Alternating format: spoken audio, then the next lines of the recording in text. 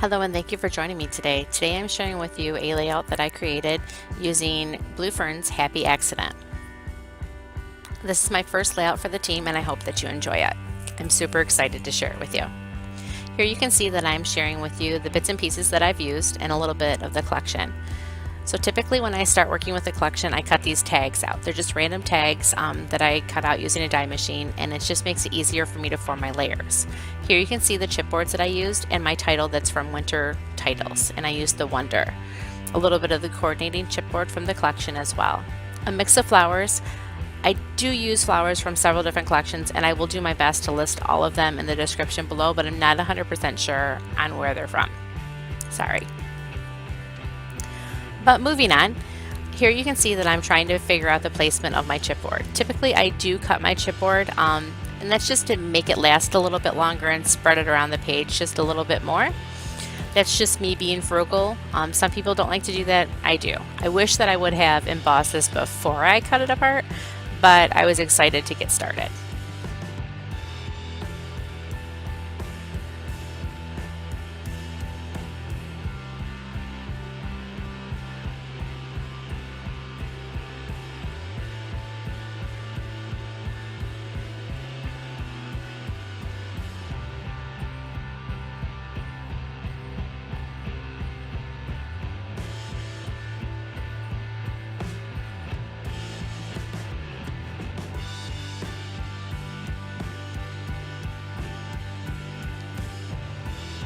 Now you can see that I started embossing. I've double embossed this. The first layer is with Ivory and the second layer is with Pearl.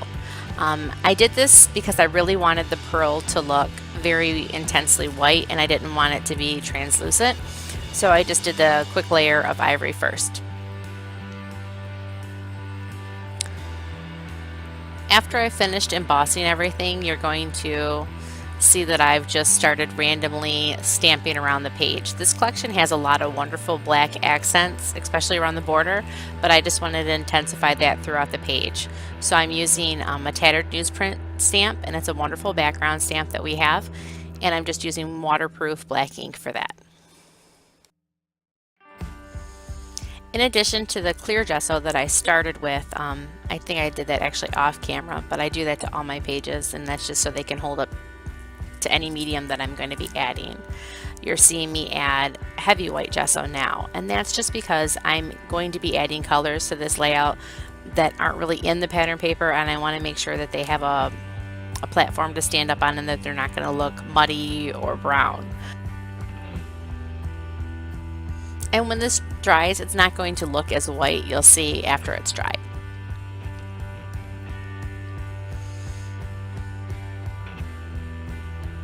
Next, I'm adding just a little bit of light texture paste through a stencil. I'm playing off the squares in the chipboard with this stencil, and it's not going to really add any color or anything to the layout. It's just straight up texture. That's all it is. And that's why I like using a lighter paste, because it doesn't really change anything. It just adds texture. And you can see that it's just random in my 3 clusters, no rhyme, no reason. It's just something in the background. And now that it's dry, you can see that it really didn't change it at all. It's just, like I said, giving it the texture and the support that it needs. So here you can see that I'm adding 3 colors to the layout. These are flat colors, they're not shimmer. It's just a flat matte color, and I'm adding yellow, purple, and orange. I don't want these colors to be muddy, and I really just want them to stay where I'm putting them, so I'm drying in between colors, and I'm not spraying. I'm just using a paintbrush to place them where I want them to be. Again, I wasn't really trying to change this layout, this background very much. It's a beautiful paper already. I'm just adding colors to it that were in my picture.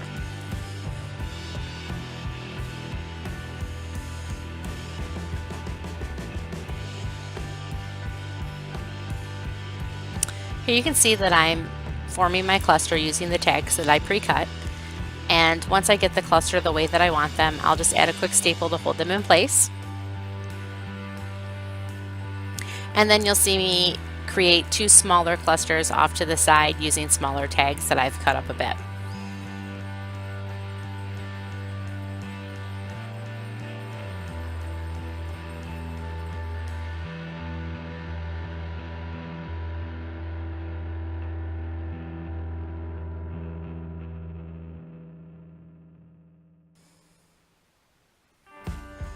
Now you're going to see me place the chipboard. Of course, I've forgotten where I want the chipboard to go, but I'm going to move it around and it'll find its happy home. So it all works out in the end.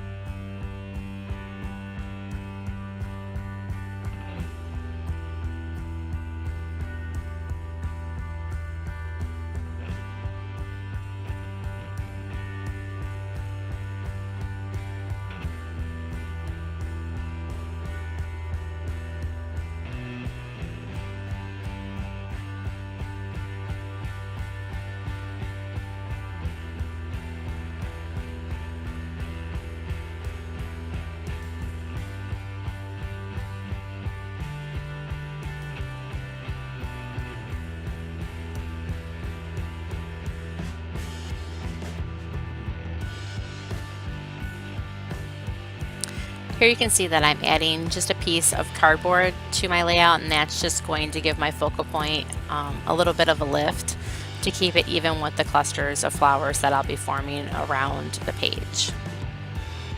It's nothing special, just a box that I had on hand. It's a cheap, easy way to give your page a little bit of stability. Here you can see that I'm adding some glitter to the blobs of glue that I've squished out behind my chipboard, and that's just a fun way to cover up your glue and add a little bit of sparkle to the page without necessarily planning on it going there. Now you can see that I'm starting to build my clusters of flowers. I'm not 100% sure of all the collections that I've used, but I will have them listed in the description to the best of my ability down below.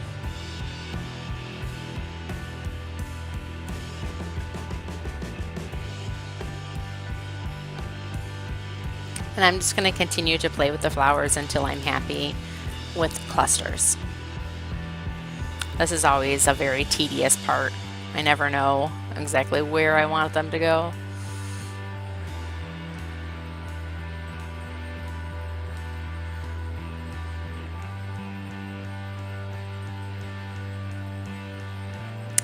Here I'm just adding a little bit of white gesso to the flowers. Because I use so many different collections and so many different colors, I wanted to tie them all together somehow, and adding a little bit of white gesso to the top of them just tones down some of the really intense color and makes them seem more cohesive.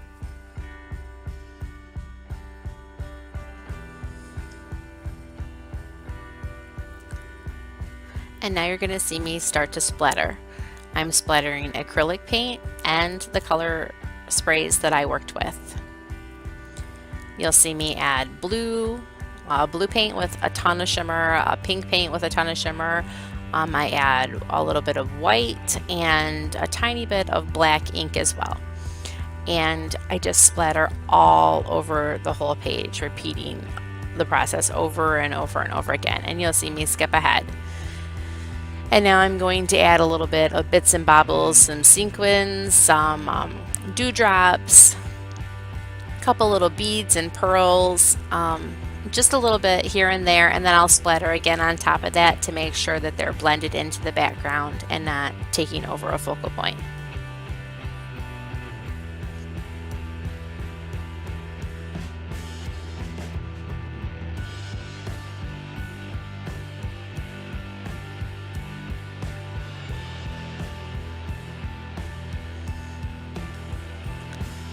A little bit more beads and glitter, and you can see I'm just shaking around the beads to make sure that they grab glue before I shake the page off. I'm going to continue to add a couple more splatters to tie everything together.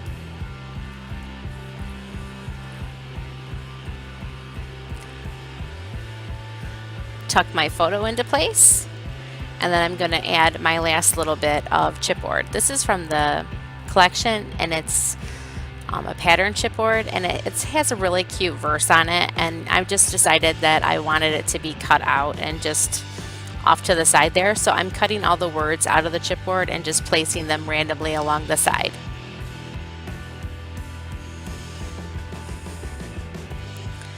Little bits of glitter and beads adhered with a little bit of matte medium. And that's really it. I hope that you've enjoyed my process. Thank you so much for joining us today, and I will see you next month with another video. Again, thank you, and you have a great day.